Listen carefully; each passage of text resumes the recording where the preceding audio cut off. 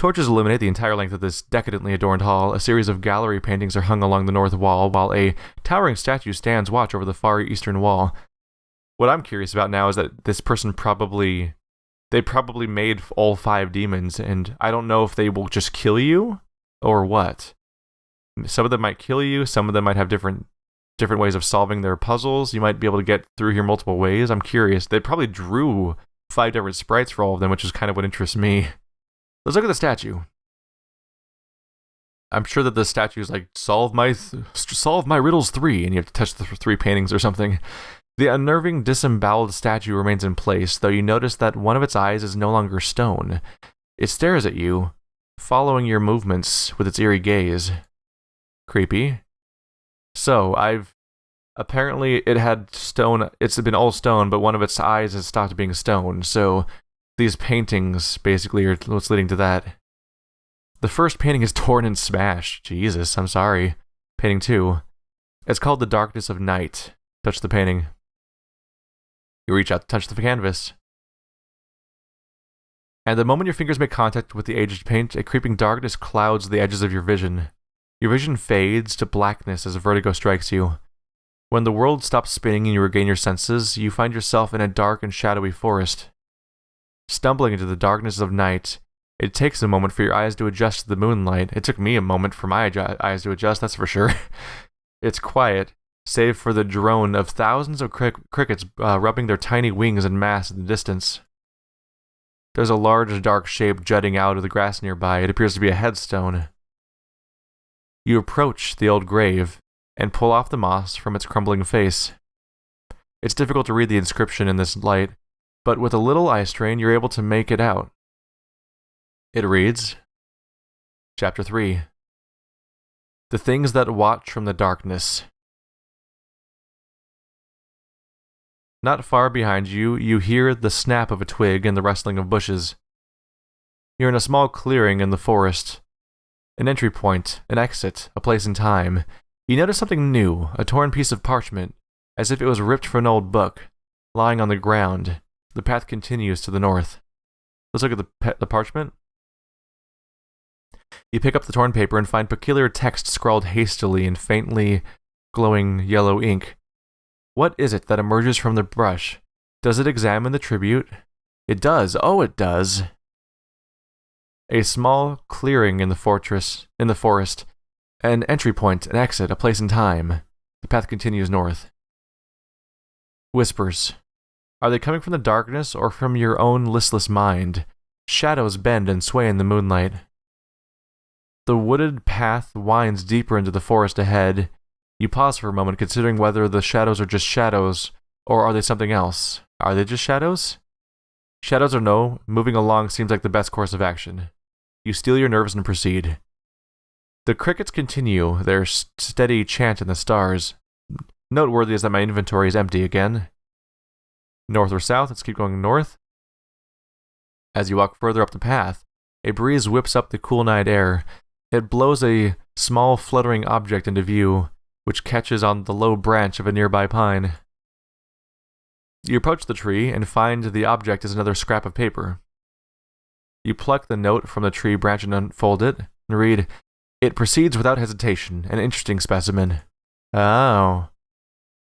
It's like it's observing me. That's unsettling. Now I'm curious what happens if I try to go back. Going south. Nothing really happened. A small clearing in the forest, an entry point, an exit, a place in time. Let's go northeast further. The wooded trail opens into a small clearing centered inside the circular copse of trees. You find a large tree stump with something resting on it. There's a path that descends down a rocky slope to the west, a path leading into the forest to the east, and a trail leading south. So west or east or the stump. Let's look at the stump. Arranged neatly on the tree stump is a small half-eaten plate of berries and a goblet partially filled with liquid. This seems like bad ideas to just play with, huh? Look at the berries. Your stomach growls and the berries look and smell delicious. We're not eating the berries. Goblet. Your throat is parched and the goblet contains water that has a minty smell. No. Seems like so many bad ideas. Let's go west. Carefully navigate your way down the rocky winding path. You're standing outside an earthen cave. There's a note on the ground near the entrance to the east. A path leads back up the slope to the north. Let's try the note. It dismisses our invitation. So be it. Oh. It doesn't like the fact that we're not eating its stuff. Let's check the cave.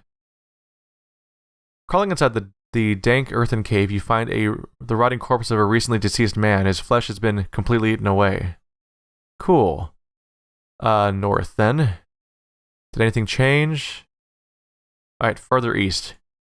I bet you that man drank from the goblet and then went over there and just decayed in that cave.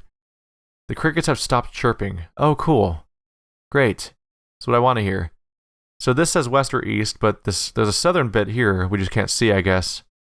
Further east. A small trickle of blood winds its way down your arm. You don't remember catching a sharp branch or getting cut. South. The path narrows and leads down a slight hill. You see another note caught on a root jutting out from the trail. It bleeds such succulence. We cannot resist any longer. We must cure it of the flesh. That's not a good sign. At all. I'm gonna die. The narrow path opens in a large clearing. Another note. This time it's skewered onto the antlers of a lone deer sitting not far from the clearing entrance. Oh, deer skull. That's an important word to notice. I was like, is there just a deer standing there with a note on its head? That kind of seems like a rude Undertale moment. This note is covered in what appears to be fresh blood. It reads, "It will gaze into our eyes. It will look upon us so that it might know of our true nature." Shadowy figures emerge from the forest all around you. They lurch closer to view. You have a split second to act. You can stand your ground and look upon them, avert your eyes, or run like hell. Well, shit. Fuck it, I'm standing my ground. Fearless, you stand firm and watch the shadowy figures creep closer, determined to confront your mysterious stalkers. Before you can fully make out their physical features, you see the striking, faint yellow glow of their eyes. A sea of haunting orbs sweeping towards you. Deep inside, starved, moving closer.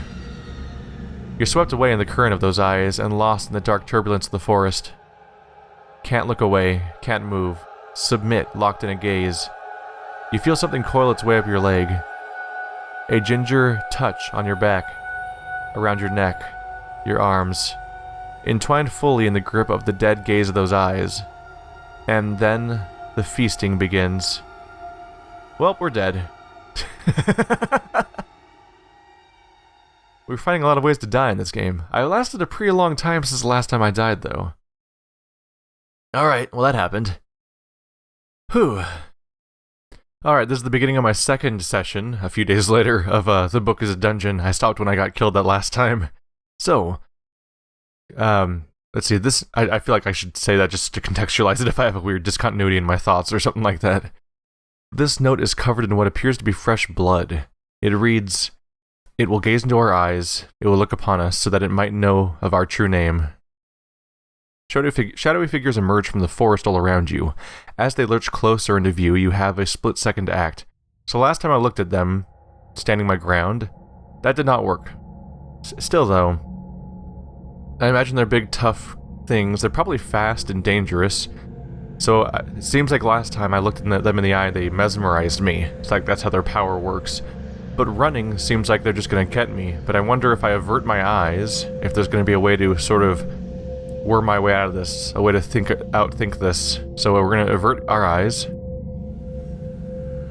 The words from the notes resonate in your mind, and you quickly squeeze your eyelids tightly shut.